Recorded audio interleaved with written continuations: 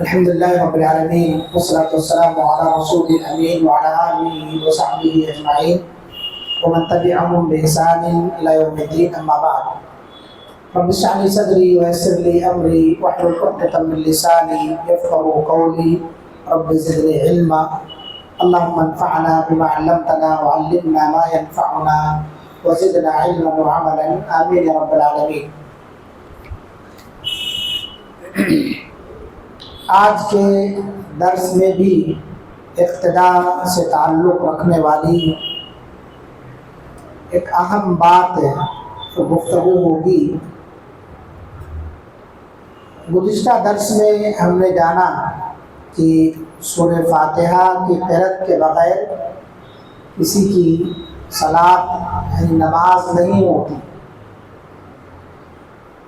چاہے وہ آدمی فرض پڑھ رہا ہو، چاہے نفل پڑھ رہا ہو، چاہے مقتدی ہو، چاہے امام ہو یا منفرد ہو. آپ صلی اللہ علیہ وسلم نے فرمایا لا صلاۃ لمن لم یقرأ بفاتحۃ الکتاب، جو آدمی سورہ فاتحہ نہ پڑھے اس کی نماز نہیں ہوتی. تو اس سے معلوم ہوا کہ سورہ فاتحہ کا پڑھنا یہ ضروری ہے، بغیر سورہ فاتحہ کی نماز نہیں ہوتی. اس بات کو ہم نے نماز میں گزشتہ درس میں جانا ہے. اس کے علاوہ قیام بھی سورہ فاتحہ کی طرح سے نماز کا ایک رکن ہے، قیام کھڑا ہوا. تو آج کا جو مسئلہ بیان کیا جائے گا وہ ہے کیا رکوع پانے والے کی رکعت ہو جائے گی؟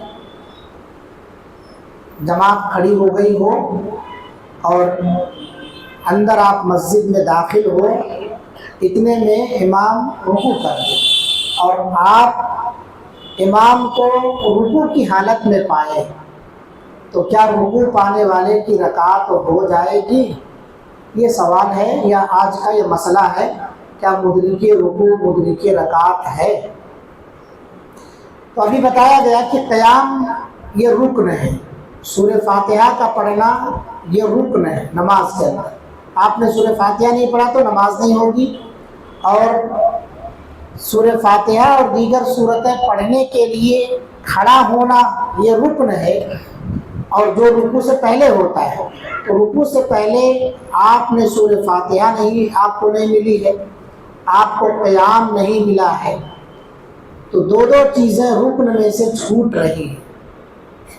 ان کے چھوڑنے کے باوجود کیا رکوع پانے والا رکعت پا جائے گا؟ تو اب مسئلہ ہے کہ دوران رکوع امام کو پانے والے کے لیے کیا اس رکعت کو دہرانا ہے یا وہ رکعت شمار کر لے گا؟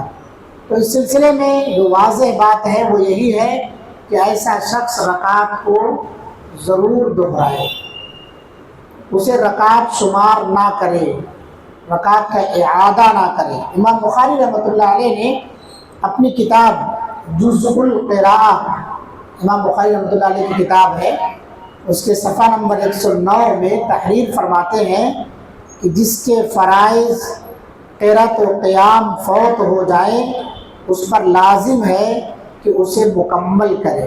قرأت بھی فوت ہو رہی ہے ہماری، سورہ فاتحہ ہم نے نہیں پڑھا، قیام بھی فوت ہو رہا ہے ہمارا، اور دونوں رکن ہیں. دو ارکان کو چھوڑ کر کے ہم کیسے ہمارا دل مان لے گا کہ ہم نماز کو رکعت کو نہ دہرائیں؟ تو اسی لیے امام بخاری نے فرمایا رحمۃ اللہ علیہ کہ جس کے فرائض قرأت اور قیام فوت ہو جائے، فرائض قرأت اور قیام فوت ہو جائے، اس پر لازم ہے کہ اسے مکمل کرے، جیسا کہ نبی اکرم صلی اللہ علیہ وسلم نے حکم دیا ہے. امام بخاری رحمۃ اللہ علیہ نے اس دعوے کے لیے حضرت ابو ہریرہ رضی اللہ عنہ کا ایک قول نقل کیا ہے. حضرت ابو ہریرہ رضی اللہ عنہ فرماتے ہیں کہ جب تم لوگوں کو رکوع میں پاؤ تو اس کو رکعت شمار نہ کرو. جب تم لوگوں کو رکوع میں پاؤ تو اس کو رکعت شمار نہ کرو. جب رکعت شمار نہیں ہوگی تو اس کا مطلب اسے دہرانا ہے. تو معلوم یہ ہوا کہ رکوع پانے والا رکعت نہیں پاتا ہے. رکوع پانے والے کو چاہیے کہ وہ رکعت کو دہرائے. رکوع پانے والا رکعت کو شمار نہ کرے۔ حضرت ابو بکر رضی اللہ عنہ والی جو حدیث ہے کہ اللہ کے رسول صلی اللہ علیہ وسلم رکوع میں گئے اور جیسے ہی وہ مسجد کے اندر داخل ہوئے حضرت ابو بکر رضی اللہ عنہ فوراً اللہ کے رسول صلی اللہ علیہ وسلم رکوع میں گئے تو وہ گیٹ پر ہی رکوع کر لی۔ حضرت ابو بکر رضی اللہ عنہ دوڑ کر کے آئے، گیٹ پر نہیں رکو، حضرت ابو بکر رضی اللہ عنہ دوڑ کر کے آئے رکوع میں شامل ہونے کے لیے کہ میں شامل ہو جاؤں۔ تو آپ صلی اللہ علیہ وسلم نے بعد میں ان سے پوچھا تو کہا، انہوں نے کہا کہ ہاں میں نے کیا تھا، تو آپ نے کہا زادک اللہ حرصا، اللہ تیرے حرص میں تیرے شوق میں اضافہ کرے کہ تو بھاگ کے آ کے یعنی رکوع میں شامل ہو رہا، لیکن دوبارہ ایسا نہیں کرنا۔ یعنی یہ سرپٹ دوڑنا نہیں، اب سرپٹ جو ہے دوڑ کے بھاگ کے نماز میں وقار اور سکینت کے ساتھ آنا چاہیے، بھاگ کے آ کے رکعت مت پکڑا کرو۔ تو دوبارہ ایسا نہ کرنا آپ صلی اللہ علیہ وسلم نے فرمایا۔ تو بہت سارے لوگ اس کو یہ کہتے ہیں کہ آپ صلی اللہ علیہ وسلم نے کہا کہ اس کو جو ہے شمار نہ کرنا۔ اس کے اعراب پڑھے گئے ہیں، 3 طرح کے اعراب ہیں اس کے اوپر تاکہ فتح کے ساتھ، تاکہ جو ہے ضمہ کے تا اور عین کے کا اعراب بدلتا ہے، اس کی ضرورت نہیں ہے یہاں بتانے کی۔ تو اللہ کے رسول صلی اللہ علیہ وسلم نے انہیں منع فرمایا کہ دوڑ کر کے بھاگ کر کے نہیں آنا۔ تو یہاں منع کیا آپ صلی اللہ علیہ وسلم نے بھاگنے سے، دوڑنے سے، دوڑنا نہیں ہے، اب دوڑ کر کے نہ آیا کرو نماز کے اندر شامل ہونے کے لیے۔ تو اللہ کے رسول صلی اللہ علیہ وسلم نے انہیں جو کہا زادک اللہ حرصا، تمہارے حرص میں شوق میں اللہ تعالیٰ اضافہ فرمائے، دوڑنا نہیں۔ اور بعض لوگ کہتے ہیں کہ اس کو شمار نہیں کرنا، اس رکعت کو اس کو پڑھیں گے جب اس کو شمار نہیں کرنا۔ تو اس میں اختلاف یعنی تعیین ہے، کس سے منع کیا اللہ کے رسول صلی اللہ علیہ وسلم نے؟ دوڑ کے نہیں آنا، اس کو شمار نہیں کرنا، دوبارہ ایسا نہیں کرنا، اس کو دہرانا مت۔ کیا اللہ کے رسول صلی اللہ علیہ وسلم نے کہا؟ اس کی تعیین میں اہل علم کے یہاں اختلاف ہے۔ جب اختلاف ہے تو کوئی مسئلہ نکل نہیں رہا ہے کہ ہم اس کو کس چیز پر محمول کریں۔ اسی لیے بعض لوگوں نے کہا کہ جس نے رکوع پا لیا اس نے رکعت پا لی۔ ایک حدیث اللہ کے رسول صلی اللہ علیہ وسلم کی، من ادرک الرکوع فقد ادرک الرکعہ، جس نے رکوع پا لیا اس نے رکعت پا لی۔ تو اس روایت کی سند ضعیف ہے، یہ روایت درست نہیں ہے۔ شیخ البانی رحمۃ اللہ علیہ نے اس کے بارے میں بتایا، ان کی کتاب بڑی مشہور ہے ارواء الغلیل کے اندر انہوں نے کہا ہے لا اصل لہ، اس کی کوئی اصل ہی نہیں ہے اس روایت کی۔ اسی لیے بعض لوگوں نے اس پر ضعف کا حکم لگایا۔ تو جو روایت جس روایت میں یہ ہے کہ رکوع پانے والے کی رکعت ہو جاتی ہے، وہ روایت ضعیف ہے۔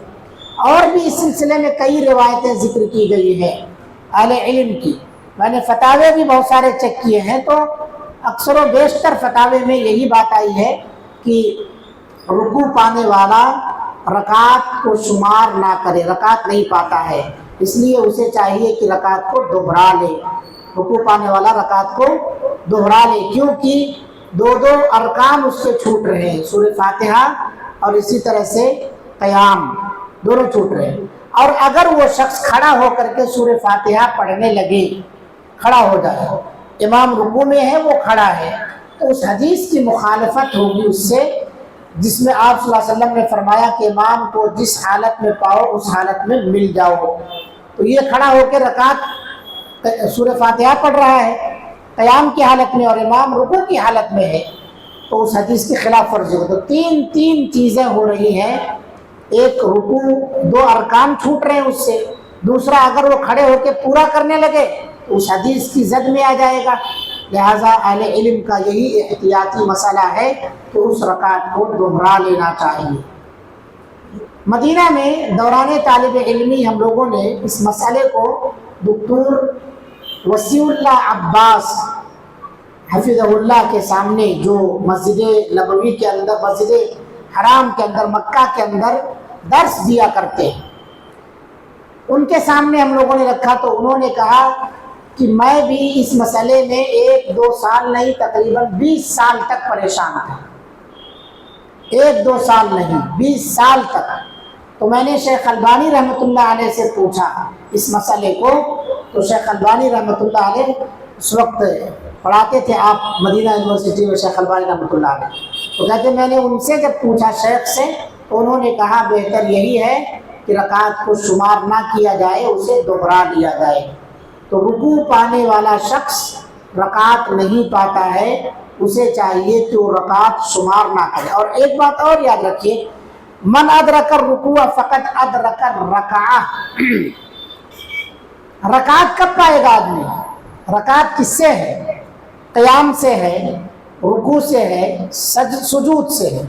یہاں قیام ہے ہی نہیں، قیام ختم ہے، تو کیسے رکعت مکمل ہو جائے گی آپ کی؟ قیام نہیں ہے، قیام آپ نے ادا نہیں کیا ہے، ڈائریکٹ رکوع میں جا رہے ہیں آپ، تو کیسے آپ کو رکعت آپ شمار کر لیں گے؟ رکعت آپ نہیں پا رہے ہیں، رکعت مکمل نہیں ہو رہی بغیر قیام کے۔ تو بغیر قیام کے، بغیر سورہ فاتحہ کے، اور بغیر آگے تو رکوع سجدہ مل ہی رہا ہے آپ کو، لیکن 2 چیزیں اوپر چھوڑ رہے ہیں آپ، ان چیزوں کے بغیر آپ کی رکعت بھی مکمل نہیں ہوگی۔